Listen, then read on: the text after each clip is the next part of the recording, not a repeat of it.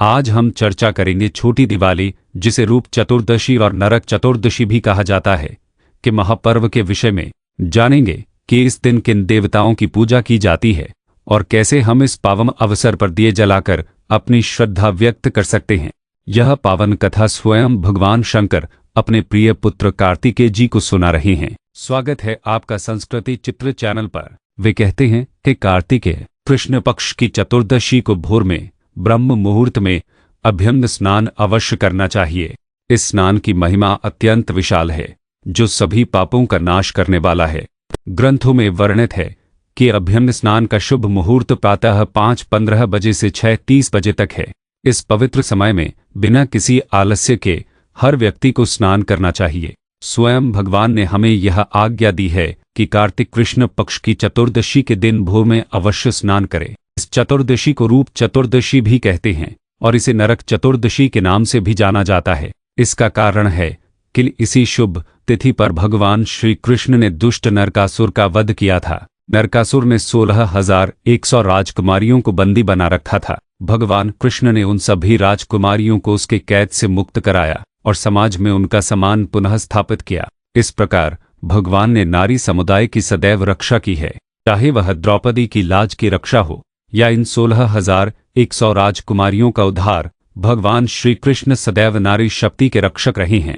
इसीलिए इस दिन भक्तजन, विशेषकर माताएं, भगवान श्री कृष्ण की विशेष पूजा अर्चना करती हैं। स्वयं भगवान शंकर कहते हैं कि नरक के कष्टों से मुक्ति पाने के लिए इस छोटी दिवाली की संध्या पर प्रदोष काल में दीपदान अवश्य करना चाहिए।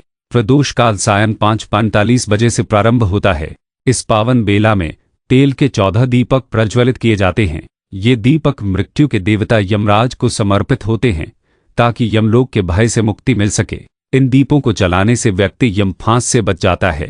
यमराज के 14 पावन नाम हैं, जिनके उच्चारण के साथ दीपक जलाए जाते हैं। पहला ओम यमाय नमः, दूसरा ओम धर्मराजाय नमः, तीसरा ओम मृत्यवे नमः, चौथा ओम अंतकाय नमः, पांचवा ओम कालाय नमः, छठा ओम वैवस्वताय नमः, सातवां ओम सर्वभूतक्षयाय नमः, आठवां ओम औदुमराय नमः, नवां ओम दधनाय नमः, 10वां ओम नीलाय नमः, 11वां ओम परमेष्ठिने नमः, 12वां ओम विकुदराय नमः, 13वां ओम चित्राय नमः और 14वां ओम चित्रगुप्ताय नमः। इन नामों के जाप के साथ प्रदोष काल में दीप प्रज्वलित करने चाहिए। ये दीपक कहाँ कहाँ रखे जाए, इसका भी वर्णन है।